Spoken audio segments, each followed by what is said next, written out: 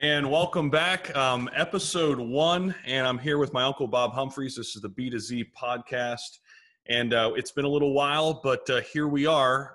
Episode number 1 is the election, and Uncle Bob, it's still very, very relevant right now. Here we are sitting at December 11th.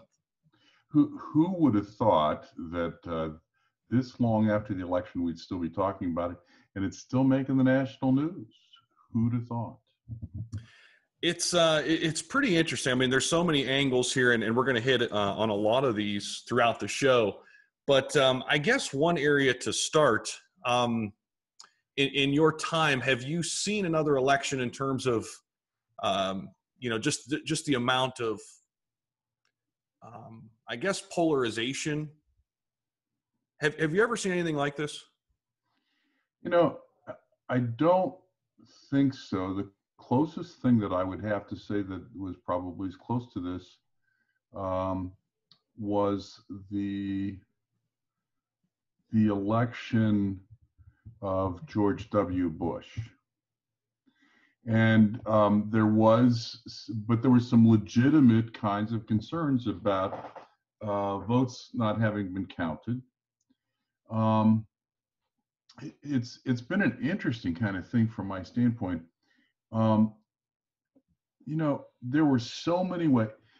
I understand the current president apparently doesn't like conceding, which is fine. I think that kind of fits with the way that he said he was going to do things. But what really doesn't fit with what he said he was going to do, I'm going to go drain the swamp. I'm not going to be a career politician. His behavior in terms of these lawsuits and all of this other stuff is really reminiscent of Al Gore. And I go, that's a career politician move. Right. And, oh, wait, he could have proclaimed himself the winner by saying, we had two of the most polarizing candidates we possibly could have had, and we had the biggest voter outcome, the biggest election in U.S. history.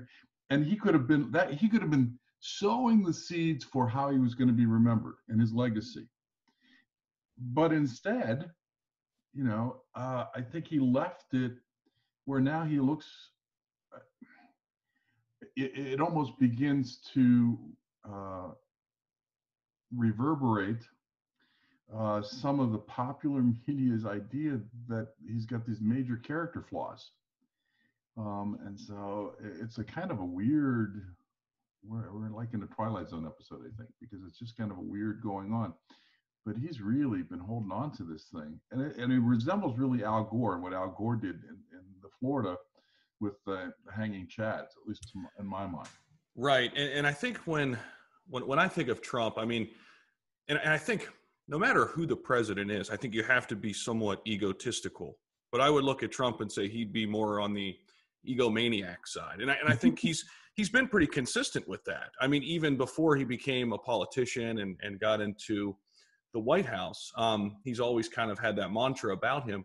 But you mentioned a few things that are really fascinating. One, which I think is just a positive thing across the board, is voter turnout. I think that's a good thing. Just leaving that as is and just talking about that, because these elections previous to this one, there was a lot of discussion, how do we get young people out to the polls? How do we get people more engaged in politics? Why don't people care anymore? So I think that kind of narrative has been pushed to the side, at least for a little while. But I guess wrapped up in that, and I think we hinted at this a little bit, is the voting process. And of course, this process during this election was much different with the mail-in voting. I guess, what are just your overall thoughts in terms of the process? And it could be isolated to this election, but I think even maybe a more fascinating angle, at least in my opinion, would be, what does this mean for the future of elections?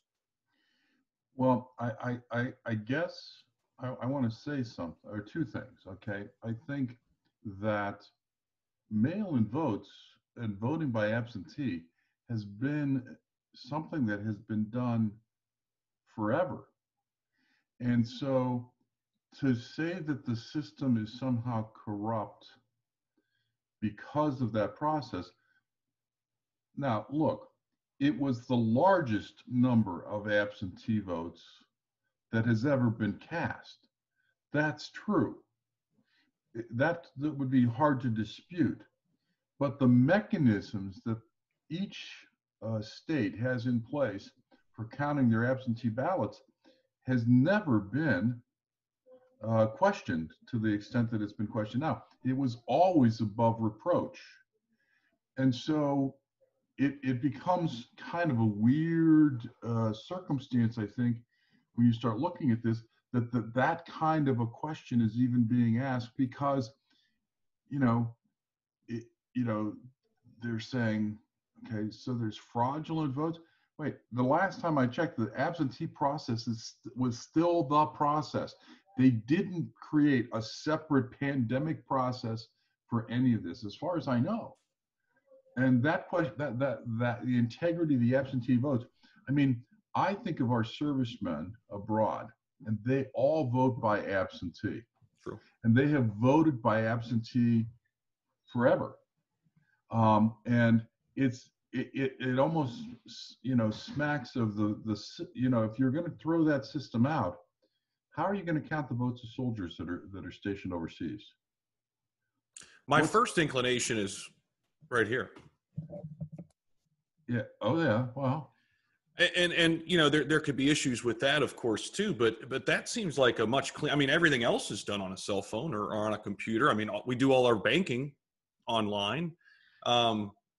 So that maybe squanders the security issue.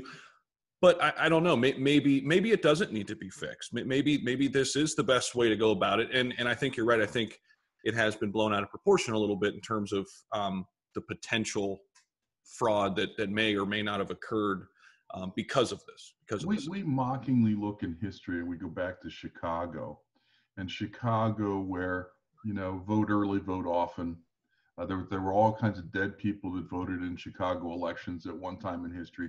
And you look at those kinds of things and you go, okay, but that was a different era and that was a different time. I think the process is so, we have oversight from both parties. And one of the very first objections that was raised was that our people didn't have equal access to the polling places. No. You had limited access because of the 6 feet rule and the mask rule. And if your Republican vote counters were coming in with no masks on and weren't following the rules, then you weren't going to be standing as close to things as you might have been. But it had nothing to do with keeping them out. It had more to do with the safety protocols that needed to be in place. And those, those are varying. Those would be varying from state to state. Right. It's not the same because again, some states were on lockdown during the election, some were not, and so True. When you look at that and you talk about access issues, you go, okay, I mean, you may or may not recall this, but there was a time when the restaurants and the bars that served alcohol, they couldn't be open on voting day. Election day, you couldn't open your bar on the day of the election. It was prohibited because they didn't want anybody going in and drunk and casting a vote. I'm like, that makes sense to me. That's interesting. Yeah. So this time when the restaurants are closed, there's a whole different argument about that. They don't even look at it from. I mean, they don't even look at the history of those things. It's kind of a weird circumstance, I think. So going back to voter turnout, and again, I think it's a great thing. I mean, that so many people contribute to the process. But I guess, Mike, just thinking more about it, it's like why? Well, why did so many people contribute? And I start thinking, is it because most people were locked down? Is it because people were glued to their screens more so than we already are? Why do you think we had the turnout we did?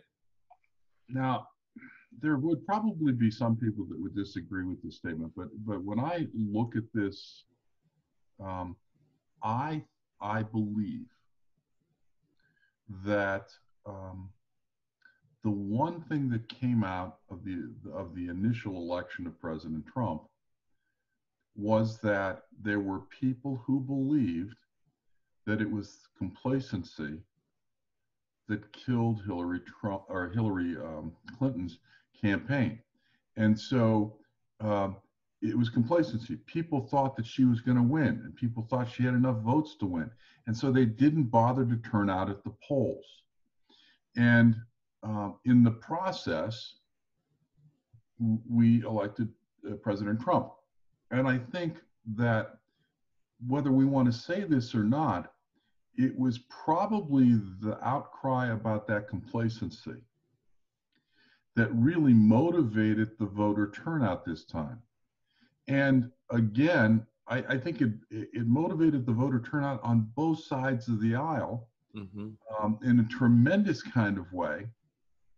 There were young people who did not vote when Hillary was running for president, simply because it's not their thing and they didn't want to do it, and what's the my vote doesn't matter. Well, then this whole complacency thing came out, and then it really began to think that my vote does matter. And I think that was why we saw a record surge also of younger people voting, because they wanted to be a part of the voice and a part of the decision-making process, which I think is perfectly legitimate. And again, I think some of it may have been born out of the discussions that followed the initial election of President Trump in talking about the complacency, because there were people that were in absolute shock that Hillary Clinton hadn't won. And part of it was that people didn't think that they needed her vote. I think it's a great point. It's something I didn't even really give too much thought to, but I think you're spot on. I think early on, as we all remember, nobody took Trump serious. I mean, everybody just said, okay, yeah, he's going to run for president. Right. And we later found that there was a silent majority there. And I think you're right in saying, Hillary's supporters got complacent, but I would even go back to the campaign. And I preface this by saying I'm a radical moderate. So like, I like to just dissect both sides of the aisle. And I look at that and I say, well, why did she lose? I think the one big reason was her campaign manager. I don't know who that person was. And I'm not singling that solo person out, but that campaign, when you look at Hillary's campaign versus Trump's campaign, it wasn't even close.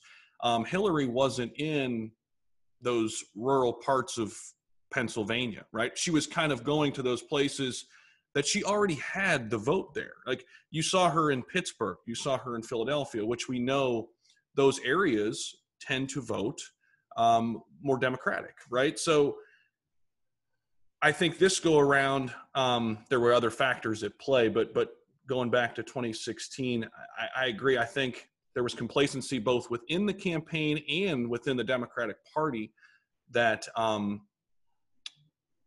was a huge factor, or a couple factors in why Trump won. I think his message also resonated differently with people. Okay, I think the fact that he had a message. Well, let me actually rephrase. He had a movement. And I think it's fascinating in this election because I think Trump still was the person with the movement. Yeah. But this shows us that you don't necessarily have to have a movement. And I always thought you did, because I look back to 2008 and who had a movement in that election? Yeah. Obama. Much clearer, right? Much clearer picture and message. Sorry, I didn't mean to cut you off. But. No, I think those are valid kinds of points. But I think his message was, look, we've got gridlock in Washington.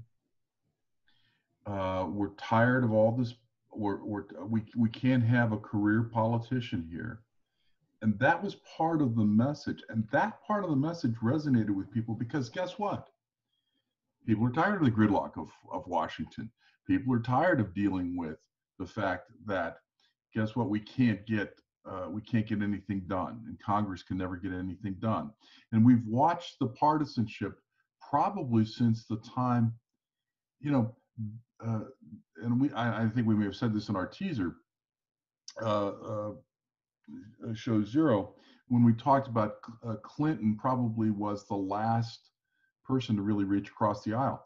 He had the Republican Congress, and he had to really broker deals in ways that no president since has had to do, because whoever the president is has had the same kind of Congress in line with, but it's led to the gridlock on the other kinds of things. And there were people who were tired of the career politicians, and perhaps even more moderate, because I think, despite the fact that I think President Obama presented a lot of hopeful kinds of messages, I think that that people also got very afraid of this liberal agenda, and they were concerned that it was going to be jammed down their throats. And I think if you look at, for example, Obamacare, I think the spirit of Obamacare was fine, but they rammed that through so quickly, and they didn't look at all the caveats. Here, locally in our county, we paid the $1 million penalty for Obamacare because they never closed the loophole. Trump never closed it either, because they have like 23 different collective bargaining agreements in the county government. And so they all negotiate something different for their benefit package, none of which meets the tenets of Obamacare. So we pay, our taxpayers take $1 million out of our taxes and send it off to Washington for the Obamacare. And that was never the intent of what it was supposed to be. And yet it's still going on, and no one's corrected it. Right. And so I think sometimes when we lose the part of the process where we vigorously debate things and we go back and forth, we have to negotiate with people who have a different perspective than our own. Sometimes you miss those caveats of things, because the purpose was never to take money against city, county governments and take that to fund the process. And again, that was one thing that Trump, when he was on his message and getting elected, he said, we're gonna take care, we're gonna fix Obamacare. I don't think it was fixed. Right. I mean, many politicians say they're going to do things, right? And then how many times do they actually hold up their end of the bargain? But I think your question of gridlock in Washington, and my initial reaction to that is, well, how do we stop it? And maybe this is a radical moderate viewpoint, but a third-party system. Now that is a thought, and that could be something to add to the process. But we have if you think about the last really third-party candidate that we had that was viable, was who? Are you talking about the Libertarian or the Green? No, or was it Ross Perot? Ross Perot, yeah. Okay, and so nobody has stepped up to do that again. I think we need something different than the Libertarian Party, and something different than what's already been established. I don't know what that something is, but I think there are a lot of people like me. I think there are a lot of moderates who get pushed one way or another because society tells them they have to. And I think if there were something else, and I don't know what that something else looks like, but I just logically try to look at politics and say, I could never drink all the red Kool-Aid, and I could never drink all the blue Kool-Aid. And I think most people, if they really look at themselves in the mirror, they would probably say the same.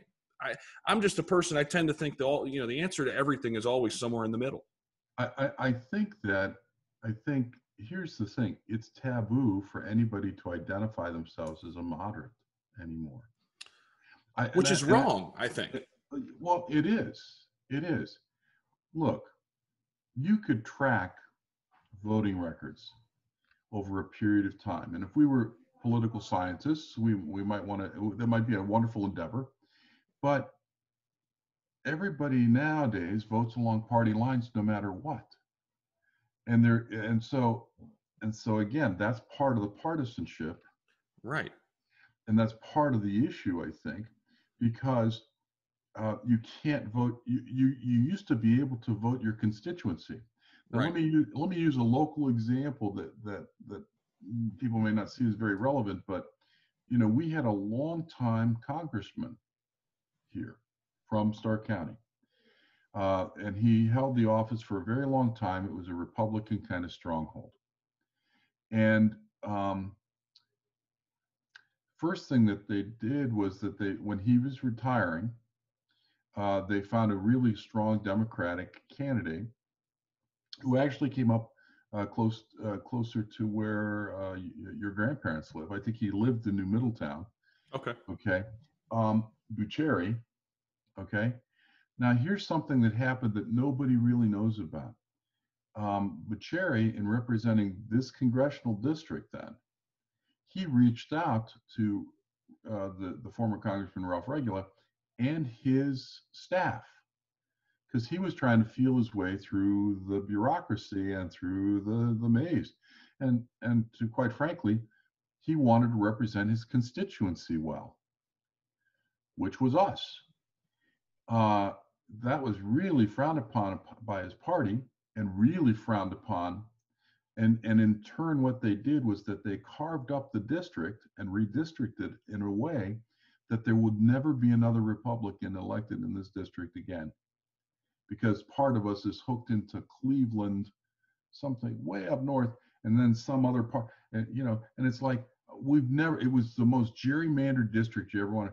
And it was like a complete disrespect, because if you were to go back on Congressman Regula's voting record, he always worked with people on both sides of the aisle in order to bring what was best for his constituency back. And sometimes that meant voting with his party, and sometimes it meant voting against his party. But as the trends go, there was more and more of this having to be an alignment kind of a policy that was put into place. And you couldn't have any dissension in the ranks. And the last time I heard about this, what I was taught in my civics basic lessons was that they're supposed to be representing us, Right. not a party. Right. And so how can you vote a straight party ticket all the time if you're representing your constituency, who is more diverse than that? Exactly. And that's my biggest problem right now with the two-party system is there are no term limits. If there are, they're very loose. And the system is designed in a way that if you just put yourself in that system, how could you actually do the best for people? Like you don't get rewarded that way.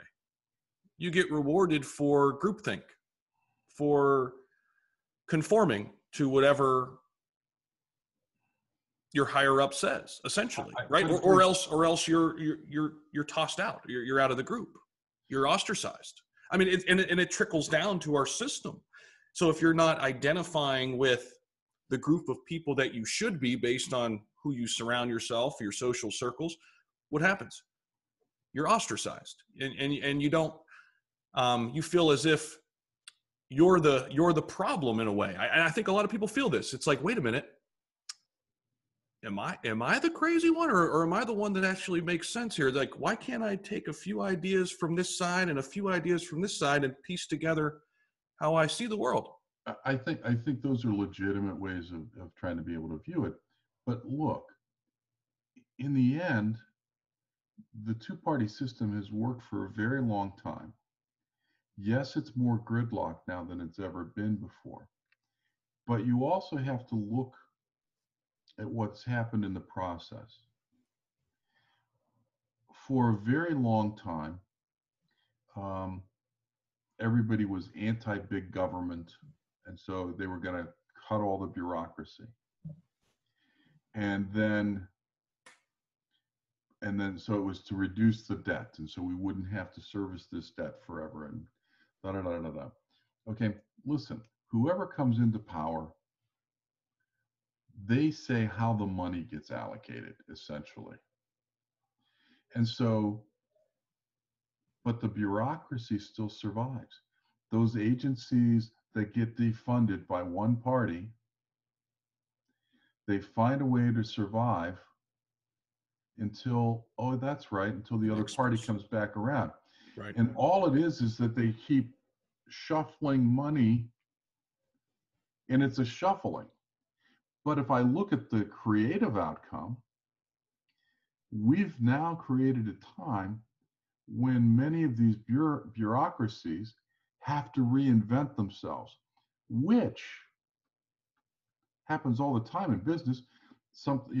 A buddy of mine from California was saying that the printers were like adversely affected by the COVID, and they started printing masks. They were 3D. They got 3D printing, and they started printing masks for the cause, and managed to survive when everybody else in that business was going out of business in California. That's awesome. And so you go, look, that process is vital. It revitalizes us. It allows us to be creative. And so if I'm in an entitlement program, for example, okay, so what happens? This party comes in, and my program is in disfavor, and I'm going to get defunded. I have to find other ways of doing it. Isn't PBS, just as an example, that was defunded a couple of elections ago, isn't PBS better off because they reinvented themselves and found ways to still serve the public and raise the money themselves instead of depending on the federal government? Okay, now that money will come back to them eventually when the parties start to move things around again. But if you look at that, there is an element of this where we do get revitalized by this stuff. And that energizing process is probably more dynamic than the gridlock. But in the end, the gridlock also prevents them from completely dismantling the bureaucracies, who then have to survive. Right. Find ways to survive, and they are. Right? You know, our military, no matter how much funding or how little funding they get, has found a way to survive.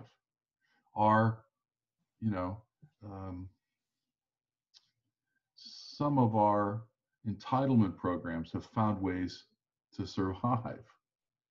So it's like, is the gridlock always bad? That's a good way to look at it. And I had never thought about it that way.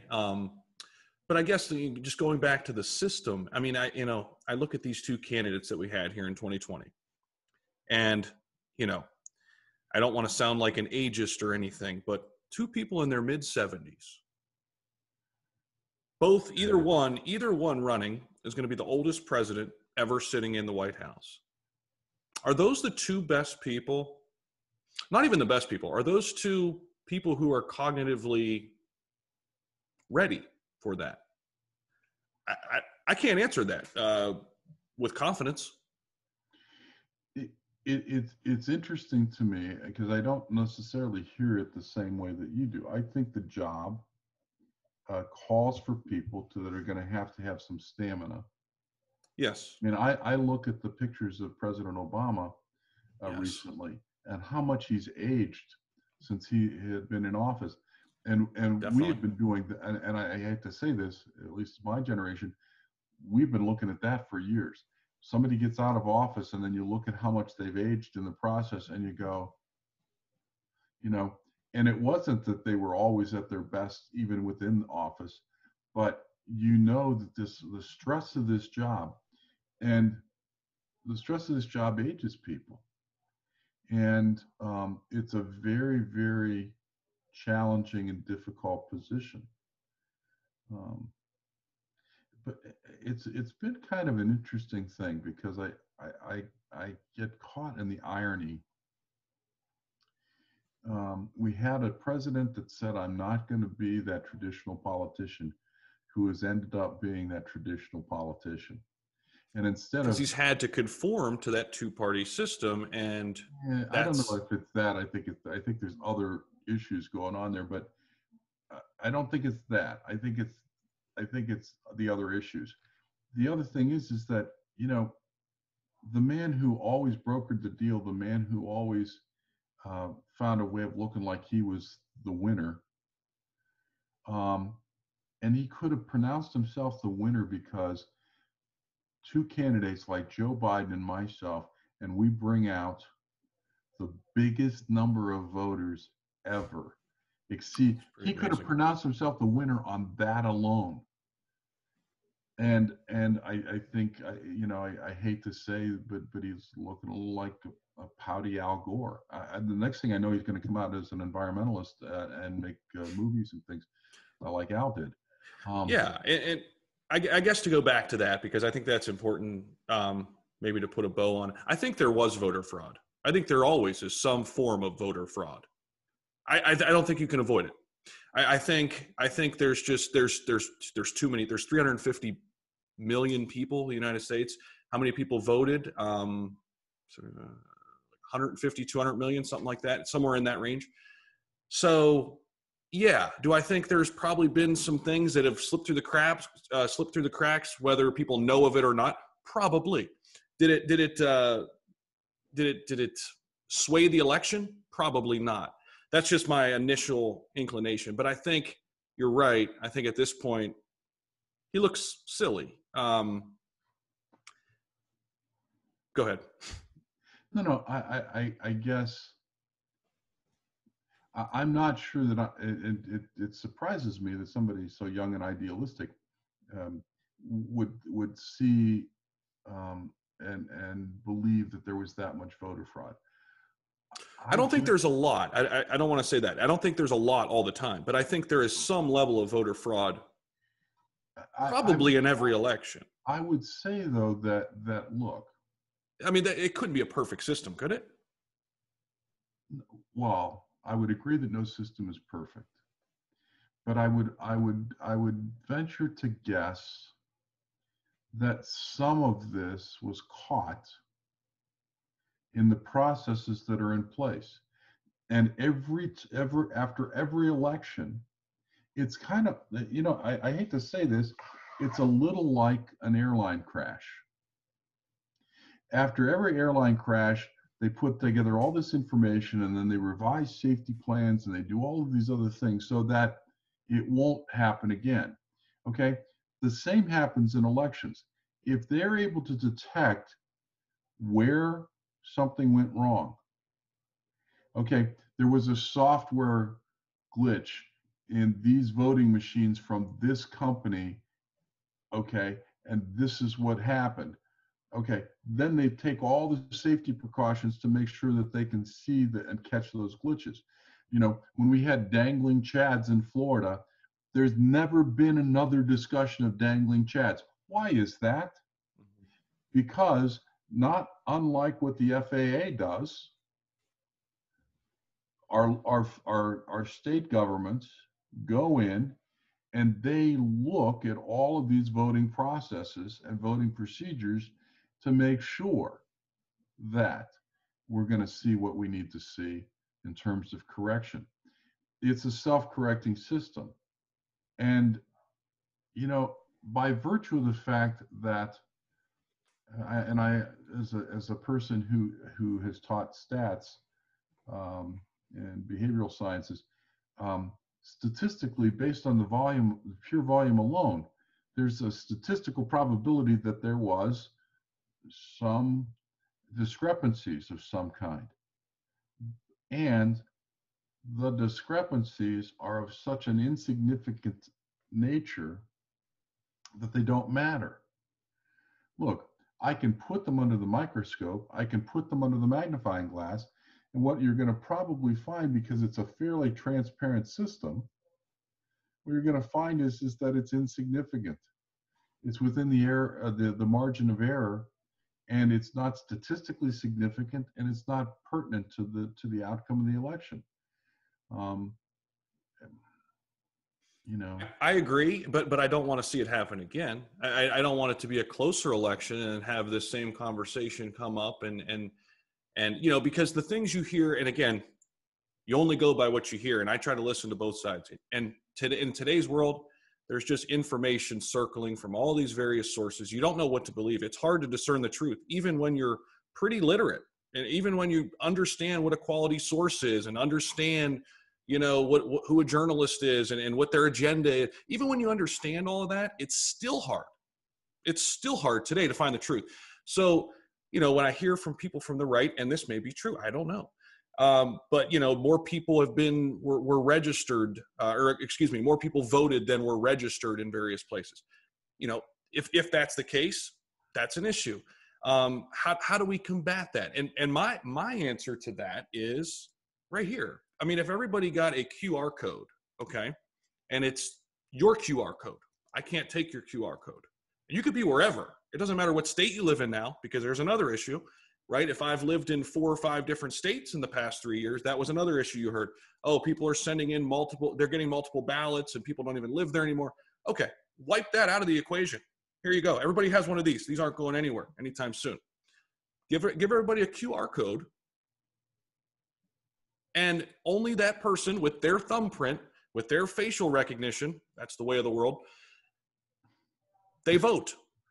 Not in masks, not in COVID masks. So my facial recognition doesn't work worth a darn with the facial mask. Well, conspiracy theorists would say they just want to do that so they recognize your face from the nose up. Yeah. Oh, is that what that is? Okay. I don't know. But again, I try to just make sense of everything. I hear all these things from both sides, and I try to just say, well, how can we just make this better? And I don't know. And again, at the risk of even sounding a little ageist, the people who make those decisions, you heard it when they brought Zuckerberg in, and they were asking him questions about Facebook. Some of those folks didn't even understand how they make money. Facebook was, or how they made money, and they didn't have the first clue about any of those things. Yeah. And so when you're talking about a code that you're going to be on your phone that's going to be linked to you personally, and nobody else is going to get the same one, we can email it, no problem. But people know email, right? But again, I look at that and I think to myself, there are people that are so not tech that they're going to be suspicious of it. I mean, think about this. Okay, there are people now that are making statements about whether or not they would take the COVID-19 vaccine, and they're chattering a lot. I mean, it's a topic of great discussion. So wait a minute. I'm thinking about this from the standpoint of, by the time the COVID-19 vaccine gets to me and my level, because I'm not living in a nursing home. Thank God my wife didn't put me there yet. I'm not living in a nursing home, and I'm not a frontline healthcare worker.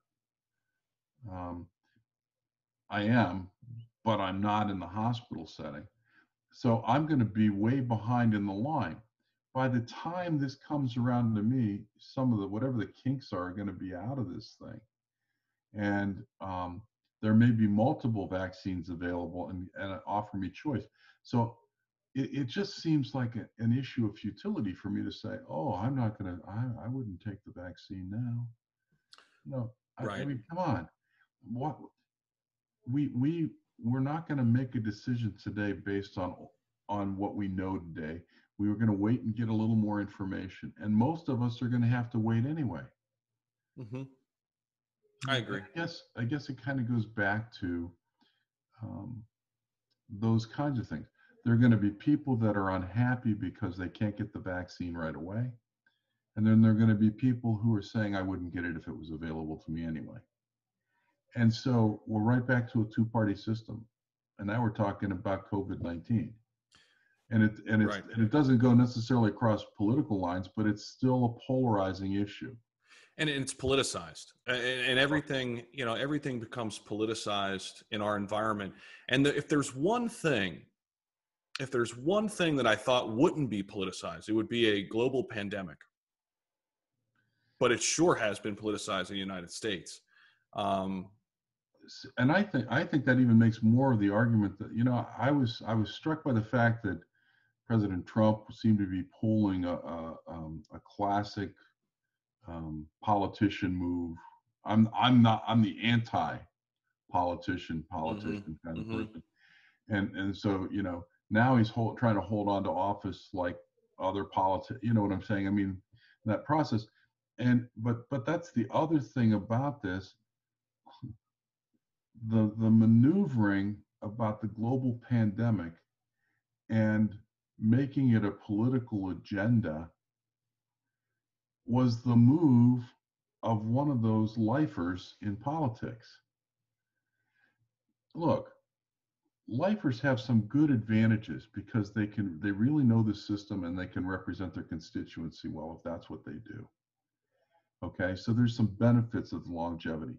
On the other hand, a career politician sometimes is a career politician, and they do what's best for their party and for them, and then they lose track of their constituency.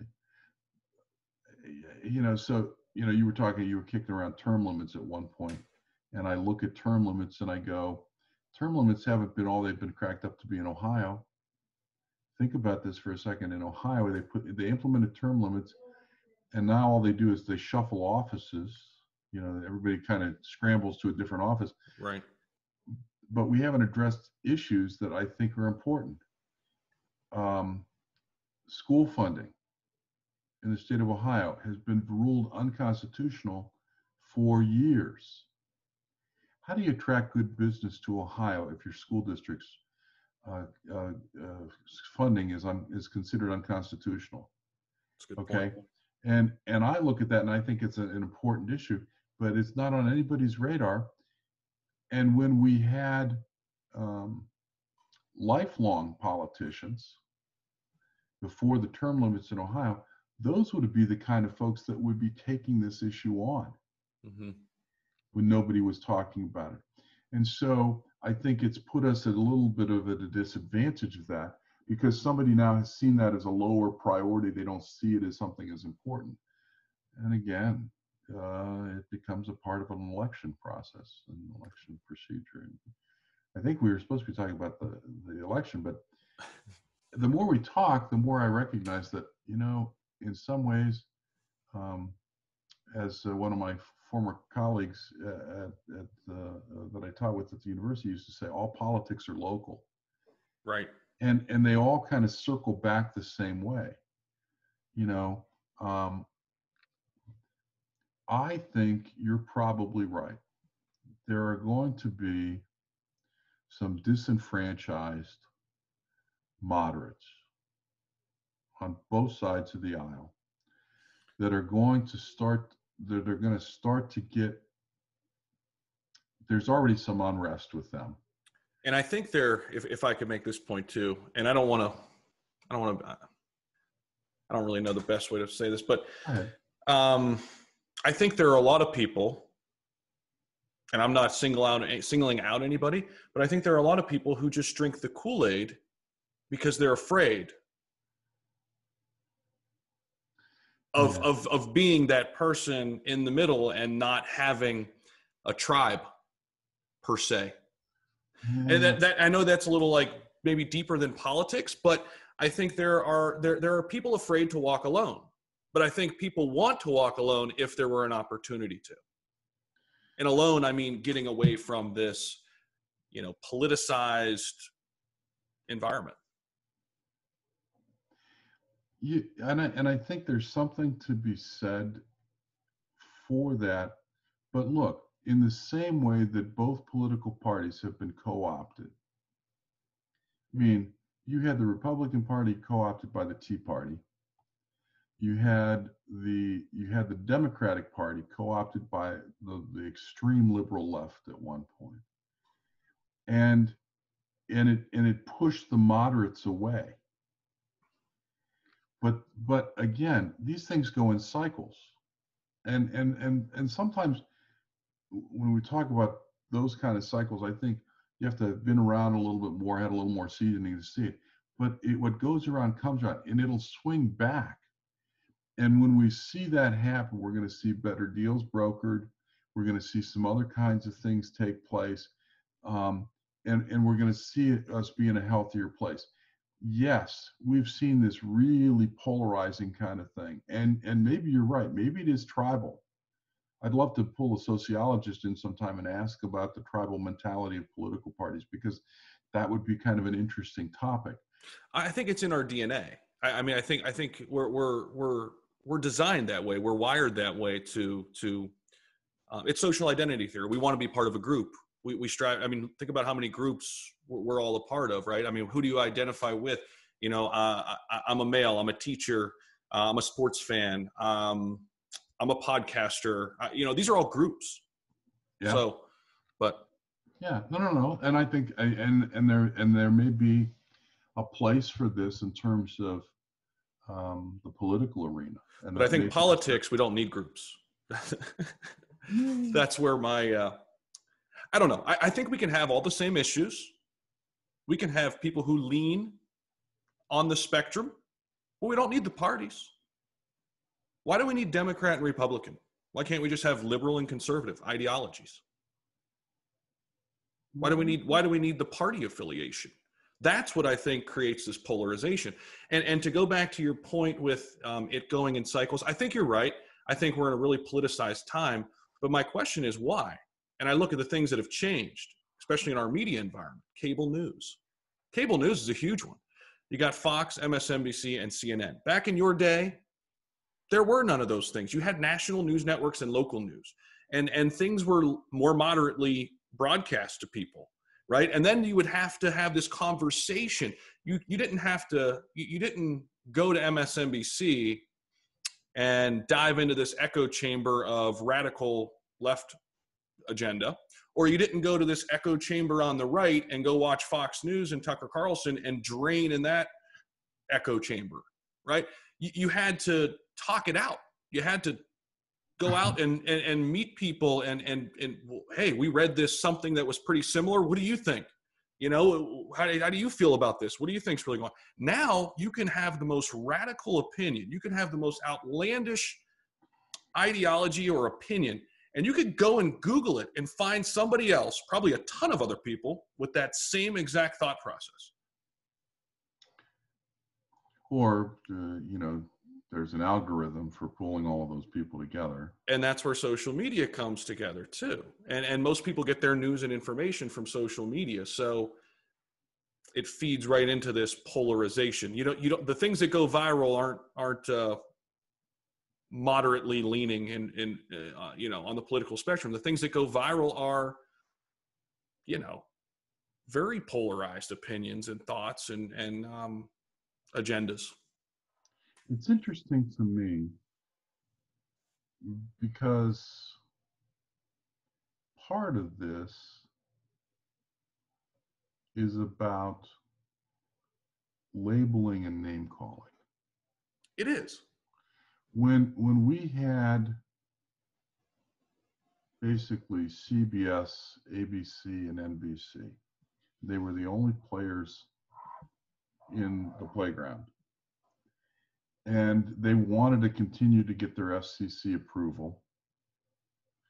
So they needed to make sure that they were politically balanced in the things that they reported.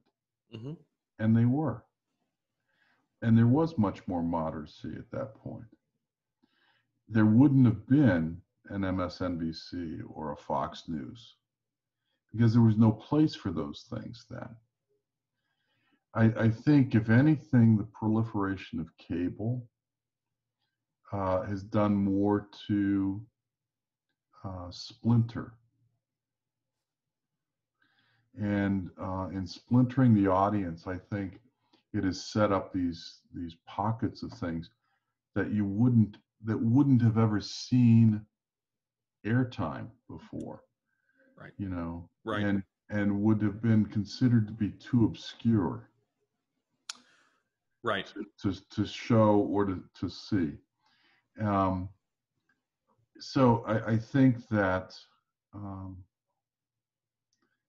it's been part of the way that we fractured the audience. But now here's an interesting thing. We're seeing them start to pull those things back in. What Disney has done in terms of its streaming service and incorporating Fox, what used to be 20th Century Fox, into that, they're trying to pull it all under one umbrella again. And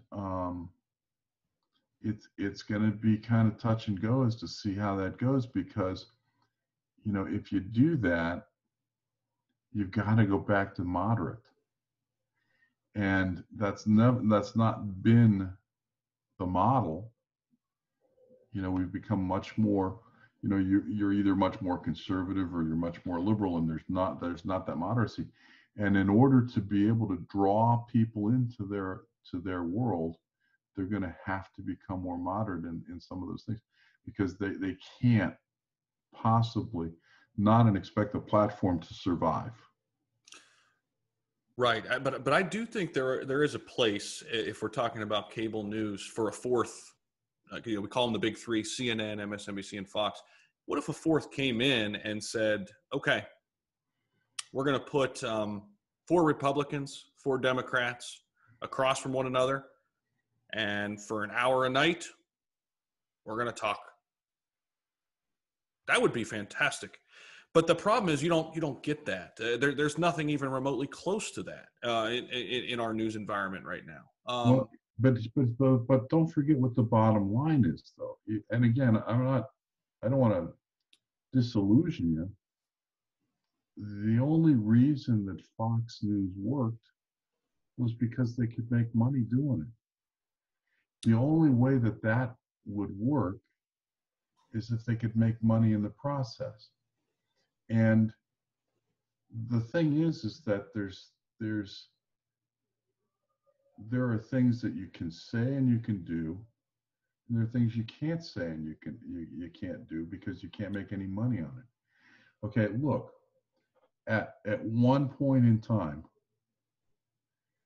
NFL sponsors spoke into the ear of the commissioner, and Colin Kaepernick got banned. Okay, and blackballed. Mm-hmm. And now, all of a sudden, those same people are still with the NFL, and they're not objecting to all of the issues that are being brought up in terms of Black Lives Matter and representing things in a different way. The problem for Colin Kaepernick is I think in some ways he was a little ahead of his time. And the corporate sponsors of the NFL were not going to pay for it if he was continuing. And that's what hurt. It's still, the bottom line is it's still a business, and the businesses have to make money. So if Fox News viewership kept turning down, and they couldn't make money, there'd be no more Fox News. If CNN could not make news or could not make money, there'd be no CNN News. And I think that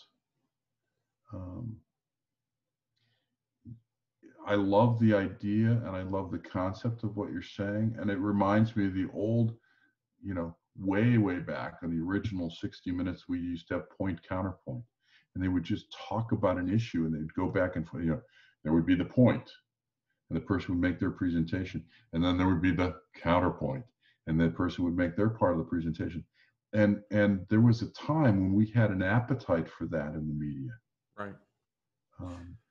I guess my issue is this, though, and I don't disagree with you, and I understand the business side of it, and I understand Fox News does extremely well, and CNN has done, extremely well in the last 4 years.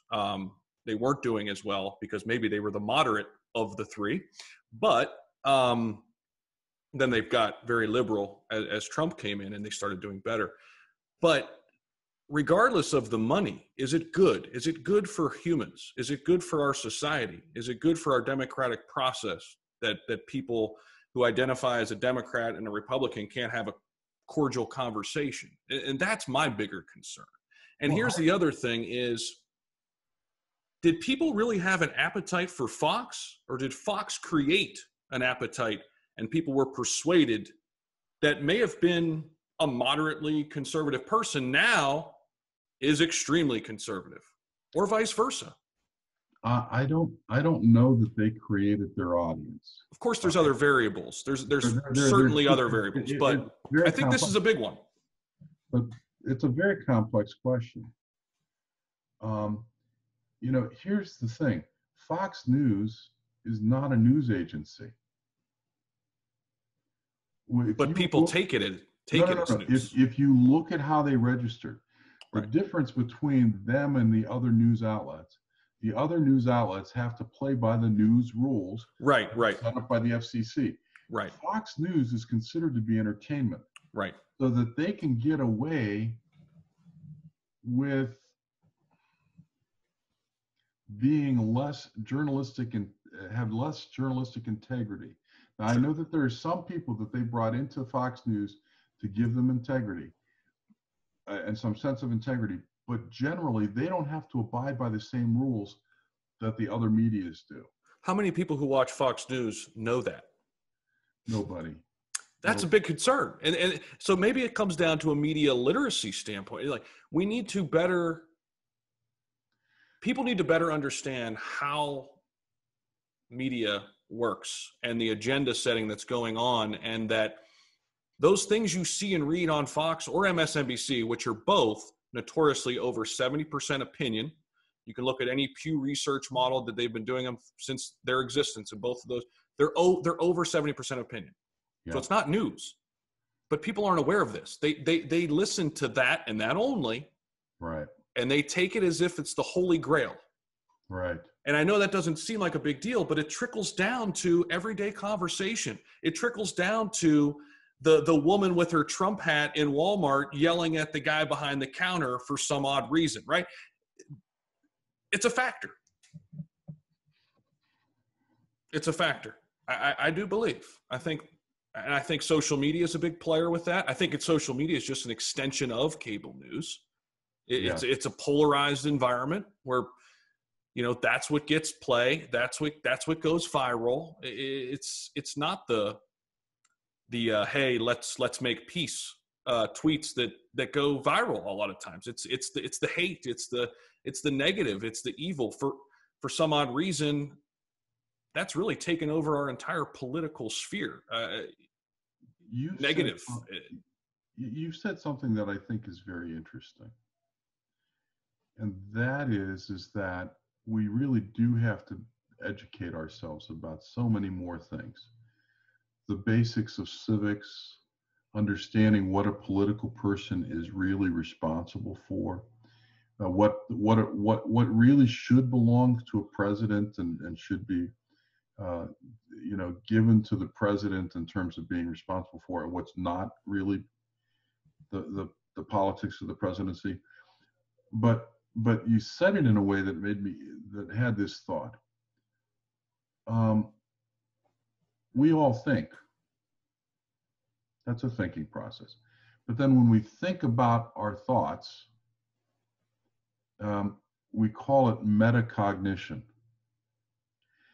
We need to have a meta literacy about social media, a meta literacy about civics, and we have to start to look at the broader process about how we get this information and what's what.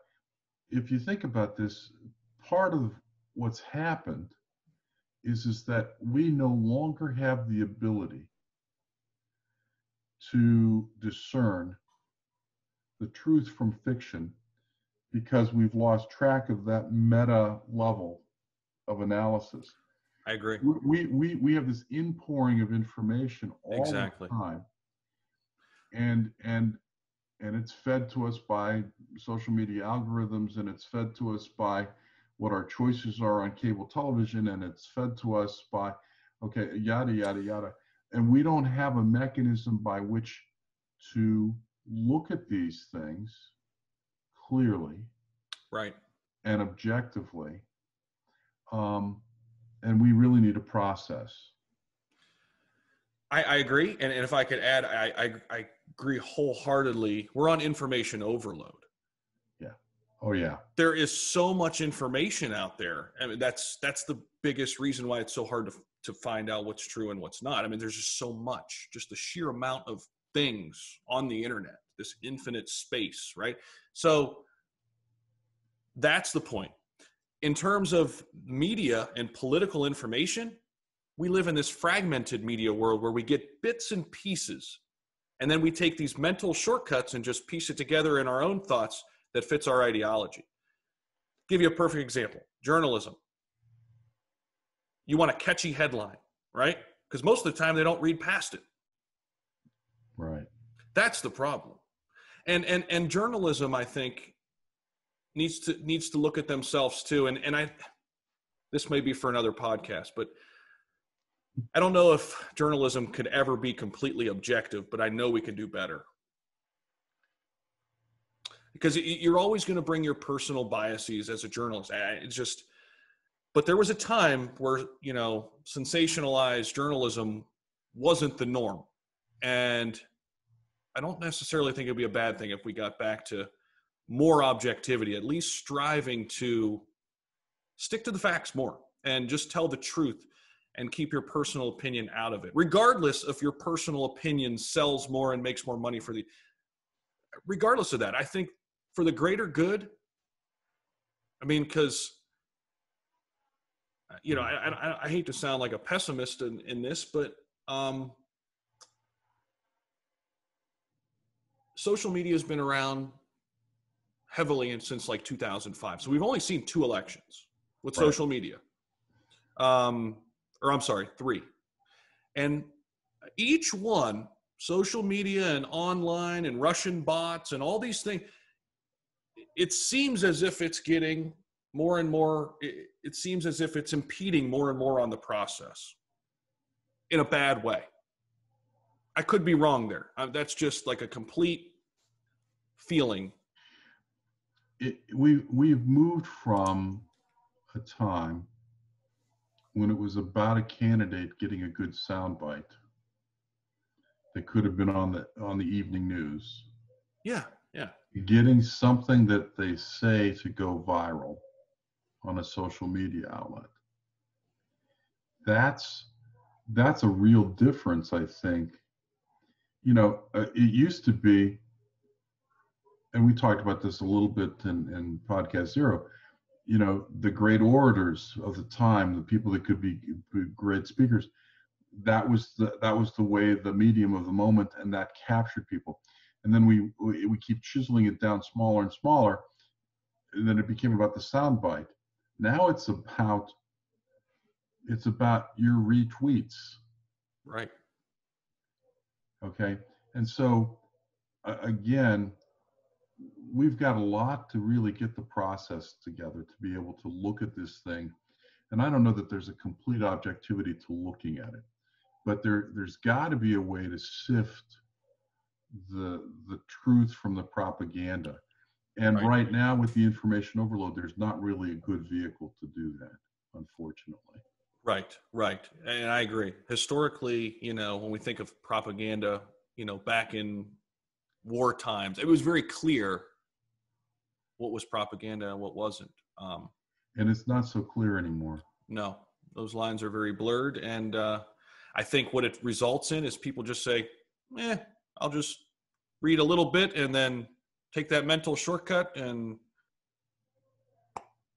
But I would also say it's turned out to be the greatest voter turnout in the history of the country.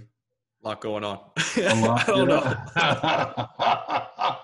And I think that's the perfect place to end it.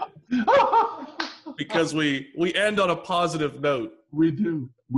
There's something good in all of this stuff, no matter how much we get concerned about it. So, but it was fun.